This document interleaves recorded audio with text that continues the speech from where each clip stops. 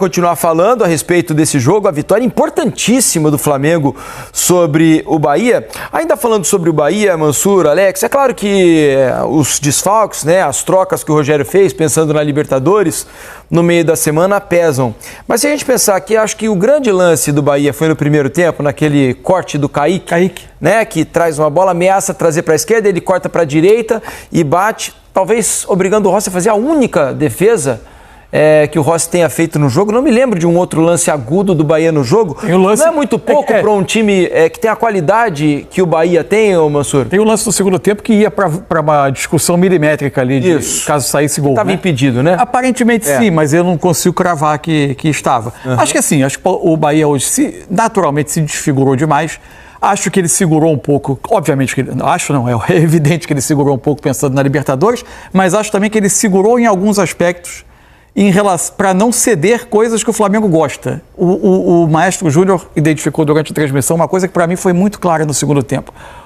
O segundo tempo teve um momento que o Rossi pisou na bola. Pisou na bola não é maneira figurada de falar, não. Literalmente, pisou na bola esperando que alguém mordesse a isca, esperando ser pressionado. Não aconteceu. O Bahia claramente estava orientado pelo Rogério a não ir, a não subir até um determinado ponto, a primeira linha, o primeiro passe do Flamengo para não pressionar, segurando um pouco mais atrás, tentando tirar do Flamengo o jogo de atração para jogar as costas dessa pressão. Também conseguiu, deu um pouco mais de dificuldade do Flamengo para construir. Só foi colocar, aos 15 do segundo tempo, ele coloca uma quantidade um pouco maior de titulares, alguns não estavam disponíveis, mas aí é fato que o Bahia não conseguiu criar tanta oportunidade. Sobre a escalação do Bruno Henrique, estava pensando uma outra coisa aqui também, acho que... Você não acha que talvez deva a escalação do Bruno Henrique pela pressão que ele consegue fazer e outros jogadores não na saída de bola do adversário? Porque nesse aspecto, ele ajuda... De 30 a 1 hora do seu dia, trabalhando em casa, sendo seu próprio chefe e o melhor, trabalhando com o que você gosta. Com notícias do Mengão, de forma simples e fácil. Clica agora no link que eu deixei na descrição e venha aprender. Porque afinal, ao invés de você ficar só assistindo, você pode mudar sua vida financeira com notícias do Mengão. Muito, né? Quando o Flamengo precisa pressionar a saída do rival. Até tem uma discussão sobre a pressão Arrascaeta-Pedro, quando está o Pedro, que ela vai oscilando um pouco ao longo do jogo. O Bruno Henrique hoje parecia, na minha impressão, ter uma orientação diferente. O Arrascaeta saía no zagueiro do primeiro passe e ele ficava por trás do volante. Talvez para que o Arrascaeta, que vem jogando em sequência, jogou mais de 60 minutos ou mais nos 9 dos últimos 10 jogos do Flamengo. Parecia que ele, para ele percorrer uma distância um pouco maior do que o Arrascaeta, ele ficava por trás do volante. É óbvio que o Bruno Henrique ele tem o apreço do treinador. Isso acontece muitas vezes, então ele prefere ter ele... O Bruno Henrique é ótimo jogador, a minha discussão é sobre o papel dele como 9. Sim, e às vezes a questão dele e às vezes não o Juninho, lógico que também tem disso dentro do elenco, de falar, poxa vida, e de velocidade não é que o Juninho perde muito pra ele, não. Ele é muito veloz, ele tem força, só que o Bruno Henrique...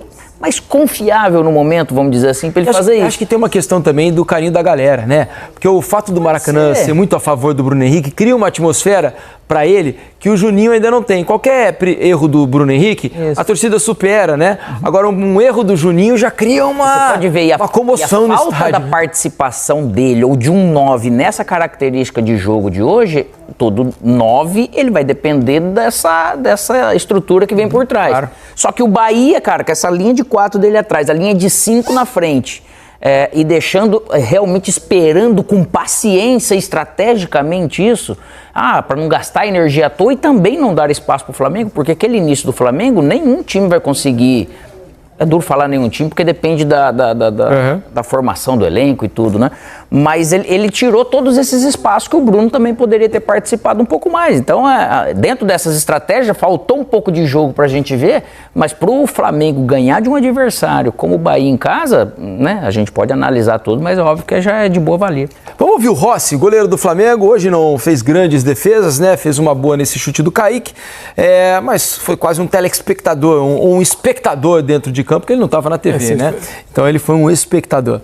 Vamos ouvir Rossi, o goleiro do Flamengo, falando sobre essa importante vitória no Maracanã.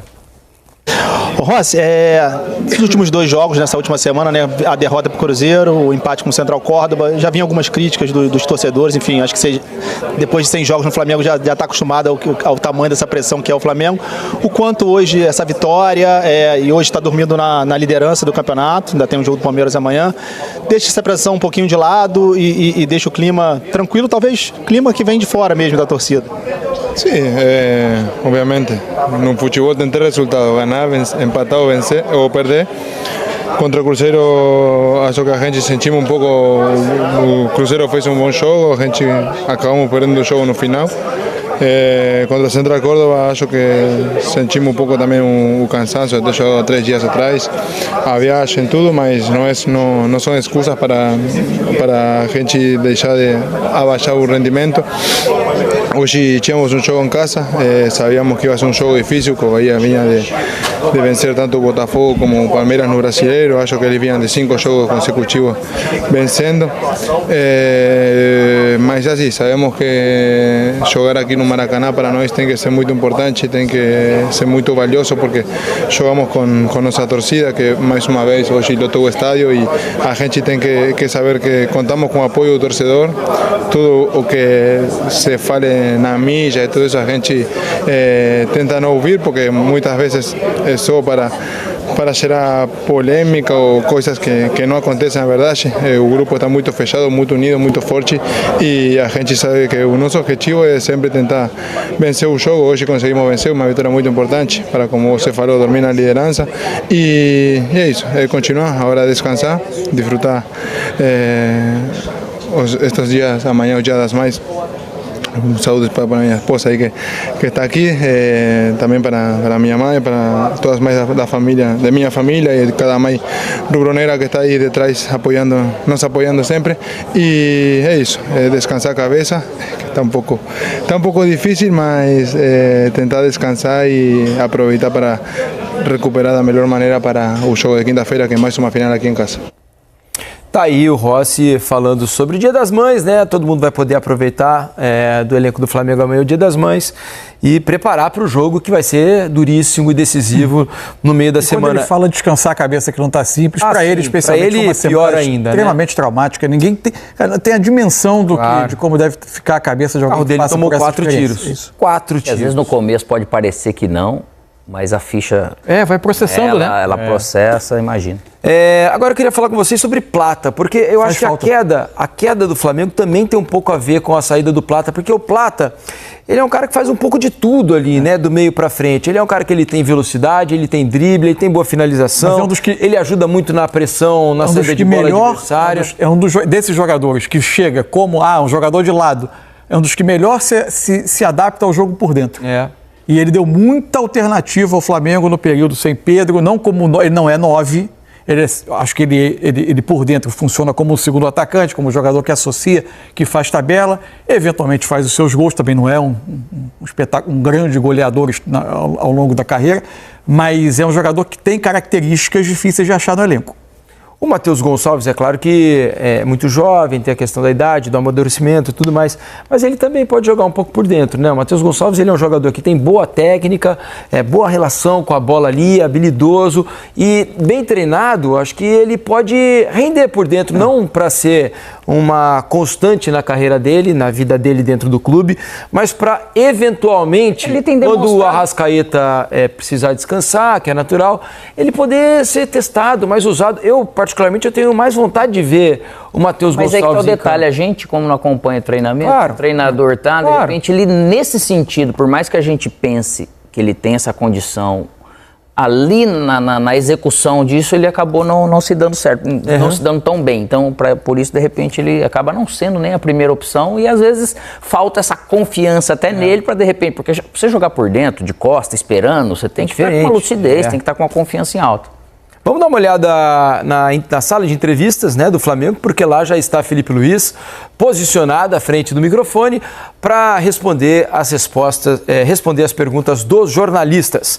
Vamos ao vivo ouvir a coletiva do Felipe Luiz. Hoje da importância para a manutenção do grupo, para o futuro do Flamengo, que tem aí na quarta-feira um jogo muito importante novamente pela Libertadores. Primeiramente, Quase. Feliz Dia das Mães, né? Para minha esposa primeiro que está me esperando e para minha mãe que está lá em Jaraguá do Sul. Feliz Dia das Mães. Segundo, falar sobre o momento, como você falou, turbulento. Depois de uma vitória contra o Corinthians, depois uma vitória contra o Botafogo da Paraíba, tivemos uma derrota no último minuto com gol de pênalti e um empate fora de casa, sendo que viemos de 3 viagens e jogos a cada 3 dias. Essa turbulência que existe, ela é externa. Internamente, os jogadores continuam acreditando, continuam trabalhando, continuam lutando, aprendendo, corrigindo, evoluindo, e o resultado muitas das vezes a gente não controla. Pode fazer um jogaço e perder, pode fazer um jogo muito ruim e ganhar, e às vezes pode ser muito ruim e perder e muito bom em ganhar. Essas são as possibilidades, então convivemos com isso. O importante é isso que eu falo para vocês. Essa turbulência que existe fora, muitas das vezes ela chega no torcedor, né? E o importante é que a gente continue acreditando no que está fazendo. Eu tenho uma convicção muito grande no que eu faço, acredito muito no meu trabalho, de verdade, e vou continuar trabalhando porque eu amo isso que eu faço. Amo até na turbulência. Isso é o mais preocupante, porque como eu falo sempre, né? São muitas horas de trabalho e eu amo o que eu faço, mesmo nesses momentos. Então, hoje foi uma vitória importante. Tínhamos que ganhar, dominamos o jogo, controlamos o jogo, fizemos as chances, fizemos o gol e no final tivemos que sofrer. E uma equipe tão forte, um grupo tão forte, tão especial como esse também sabe sofrer. E todos esses momentos que a gente viveu dentro do campo nos serve para continuar evoluindo para o futuro. Boa noite, Felipe Luiz. Daniela Oliveira, da Vitrine Esportiva. Sobre o jogo de hoje, gostaria que você falasse sobre a arbitragem e principalmente sobre o pênalti anulado. Sei que vocês estão esperando que eu fale da arbitragem, mas da mesma forma prefiro não opinar. Okay? Da mesma forma que foi do último jogo. Felipe, Raíza Simplício da Gol Brasil e da revista Placar. Felipe, a gente tem observado o Bruno Henrique nos últimos jogos e, na nossa opinião, na opinião da torcida, o Bruno não vem bem já tem um tempinho.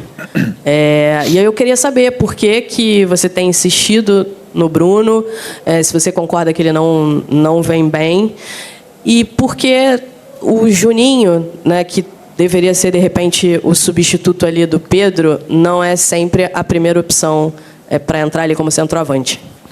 E hoje, como é que o Bruno foi? Oi? Hoje, como é que o Bruno foi? Na minha opinião, não foi bem. Não vemos o mesmo jogo. O Bruno foi incrível hoje, incrível. Tudo que é um jogador com 34, 35 anos, campeão de tudo, o maior campeão da história do clube, chega e se sacrifica pela equipe do jeito que ele fez. Sinto muito. Joga muito. É o companheiro que mais sacrifica, que mais treina, mais trabalha. E, como eu falei para vocês, os jogadores que estão aqui, eles vão passar por maus momentos, eles vão oscilar. Mas se eles estão no Flamengo, eles estão por alguma coisa. E eu acredito neles.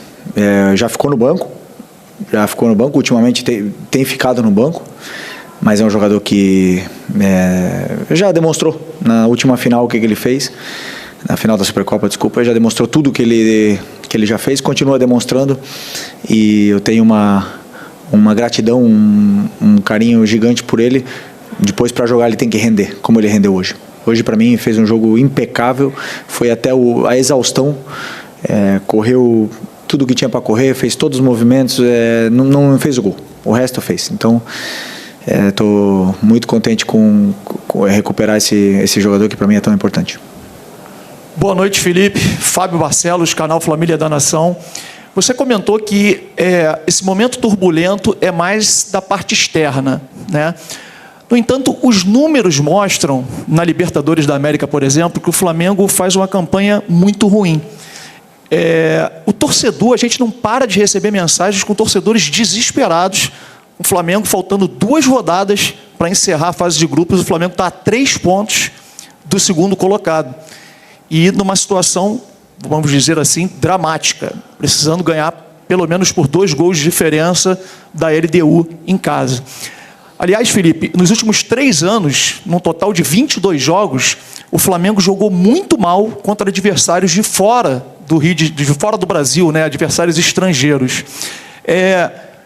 Que palavra você pode dar para esse torcedor que o Flamengo vai conseguir reverter esse resultado na Libertadores da América? Não temos que dar nenhuma palavra, temos que demonstrar no campo. Tudo que você falou, você tem razão. Estamos fazendo uma Libertadores ruim, estamos numa situação onde nós mesmos nos colocamos, né? E a lição não existe adversário na Libertadores fraco, não existe, porque se está na Libertadores é por algo, é porque ou foi campeão ou ficou na parte de cima da tabela do seu país. E nós nos colocamos nessa situação e também está nas nossas mãos poder sair dessa situação. Só depende da gente, a mensagem que eu posso passar é: precisamos do torcedor na quinta-feira, precisamos do apoio deles para poder reverter essa situação, né? Que a gente quer passar da fase de grupos, queremos chegar nas oitavas, queremos chegar o mais longe possível nessa competição, que é a mais especial que existe a nível de clubes na América do Sul. Então, como eu falei, só depende da gente. Felipe, boa noite, lá do Fogo da Flamengo TV. Queria que você comentasse a importância do Michael ter uma partida como a que teve hoje, como protagonista, foi eleito melhor em campo, e uma assistência também espetacular. Pois é, o Michael é um jogador que vinha sendo bastante criticado, mas eu vejo o dia a dia, eu vejo os treinos, eu imagino um jogo, faço todo o plano em cima do que eu sinto, do que com as minhas ideias eu vejo o que é melhor, o que eu acho que a equipe necessita para vencer o jogo. E ninguém é mais importante que a equipe. Então o Michel já ficou no banco, o Cebolinha já ficou no banco, já jogou o Bruno ali, já jogou o Luiz na esquerda. E as decisões que eu tomo são muito em função disso, do que eu vejo no dia a dia. O Michel é um jogador que se esforça muito e eu fico muito feliz também por ele ter feito uma grande partida hoje. Uma grande partida não era fácil para ele, porque a gente sabia que ele ia entrar sendo alvo hoje. Mas se está aqui, repito, se está aqui no Flamengo é por algo. Já passou por muito na vida dele e já superou. Então vai superar isso também e vai voltar a dar alegrias aí pra gente. Felipe, tudo bem? Aqui no meio, boa noite. Gabriel Orfa, canal Paparazzo Rubro Negro, Revista Placar.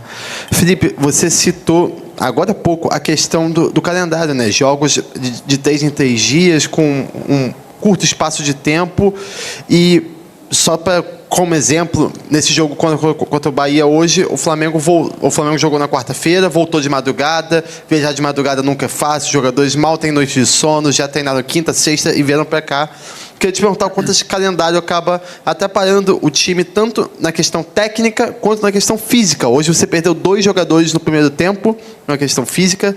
Queria entender um pouco de você como que isso atrapalha, porque você até citou que o Flamengo está fazendo uma Libertadores ruim, mas a gente enxerga uma dificuldade muito grande, não só do Flamengo, mas da maioria dos times brasileiros, tanto na Libertadores quanto na Sul-Americana. O quanto esse calendário pode estar atrapalhando os times brasileiros? Obrigado.